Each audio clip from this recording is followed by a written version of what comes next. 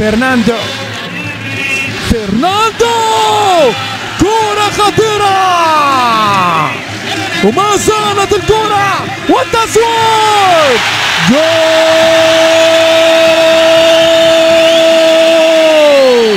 فعل حسن معاذ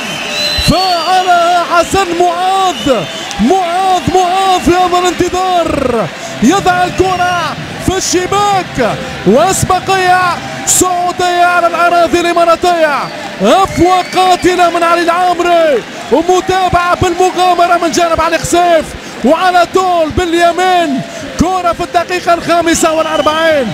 هذه هي الأرجنتينية اللي سيباستيان تيغالي في التمهيد، وحسن فلاتة أو معاذ باليمينية يضع الكرة في الشباك الإماراتية. مشاهدينا الكرام، هي الأسبقية لنادي الشباب اللي الآن يعمل كل العذاب لفريق الجزيرة الإماراتي. الحسرة والندم في وقت الألم لا يفيد في هذا الزمان.